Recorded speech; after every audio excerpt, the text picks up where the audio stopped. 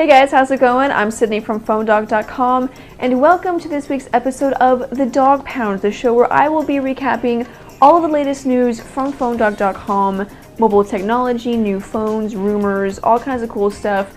So let's get started.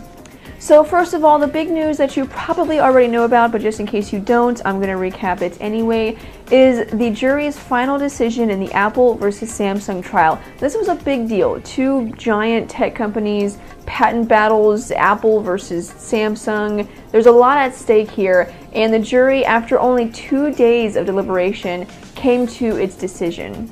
And it was not good for Samsung. Basically, the jury sided with Apple on virtually every single decision. They found that Samsung violated every single one of Apple's patents that it brought against Samsung, save for the patents relating to the iPad and the Galaxy Tab. But everything related to the phone, the jury found that Samsung violated those patents. They found that they were not able to invalidate those patents, and Samsung now owes Apple a little over $1 billion.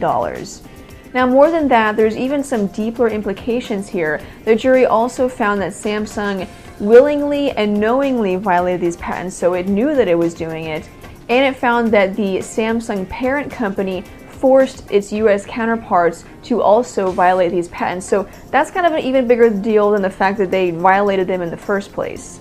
Now, there were a couple of Samsung devices that did escape judgment. The Captivate, the Vibrant, the Replenish are among some of those devices. These patents had to do with things like pinch to zoom, tap to zoom, the bounce back effect you see whenever you're scrolling through a page, and Samsung again was found to violate all of those. And the bad news just kept coming for Samsung, because after the jury said that it found Samsung to violate all of Apple's patents, in turn it said that Apple did not violate any of Samsung's patents. So this was a complete and total domination by Apple, at least in the eyes of the jury. Now, I mentioned earlier the patents related to the iPad and the Galaxy Tab. The jury did not find the Galaxy Tab to infringe any of those patents. So the Galaxy Tab is okay. There's still an injunction on it in the US, but Google is hoping to get that lifted sometime soon. Now, of course, this isn't the end. Samsung will obviously be appealing this. Google has said that the patent office will be taking a look at these patents to see if they are still valid. So there's still a couple of legal proceedings that could take place before we see a complete and final verdict. But at least for now, it's definitely bad news for Samsung. Apple is obviously completely overjoyed about this. You can read their statements in these articles on PhoneDog.com. So if you're still happy with Apple after this ruling and you want to hear about some more Apple news, here it is. We're hearing that the iPad mini could be announced at an event in October. Now, originally we heard that the new iPhone and the iPad mini will be announced together at an event in September, but now we're hearing that it will be two separate events, one in September and then one in October. Now, going along with this rumored September timeframe for a new iPhone, we're now hearing that both Verizon and AT&T have put vacation blackouts in effect for September 21st through 30th. Now, AT&T has already responded and said this isn't true. They don't have a vacation blackout in effect, but we've heard from several employees that they are, so it's kind of up in the air if this is true or not, but at least we know that Verizon does have this vacation blackout in effect. Now, will these be the dates when we'll see the new iPhone or when it will be released to the public to buy? We don't really know. I mean, it seems kind of obvious, but this could be for another phone or for just some other promotion that they're having. We'll just have to wait and see. Again, the rumored time frame is September. We're hearing that September 12th could be when the event takes place, so we'll let you know if we hear anything more about that.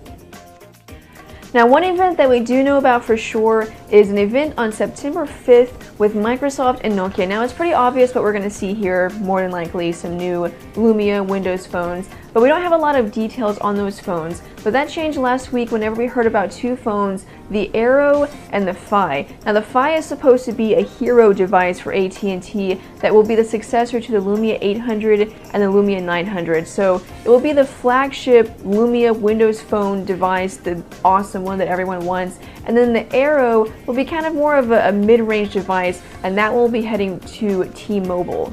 Now, along with these two phones, we're also hearing that a phone similar to the Aero will be heading to Verizon. Now, we don't have really any details on the specs for these phones. We'll definitely know on September 5th, but if we know about anything before then, keep on PhoneDog.com because we will let you guys know. So September is going to be a busy month. We're hearing we could see the new iPhone, we have the Windows Phone event on September 5th, and then Amazon announced they will be holding a press conference on September 6th. Now, what are we going to see at this press conference? Well, chances are it's going to be the Kindle Fire 2. We don't really know for sure, but it makes sense. It was around this same time last year whenever Amazon announced the original Kindle Fire. So, we're hearing that we could see the Kindle Fire 2. We don't have a lot of solid information on what the Fire 2 will be like. Could possibly have a larger display, but we'll know for sure, so mark your calendars for September 6th if you are in the market for what will probably be an inexpensive Android tablet. And there it is, that's the news, and that is the show. Thanks guys for watching. I hope you enjoyed it. Be sure and check out the description below the YouTube video because I will have links to all of the articles that I talked about. But other than that, keep it on PhoneDog.com for more news, updates, and reviews. I'm Sydney from PhoneDog, and I will see you guys later. Bye.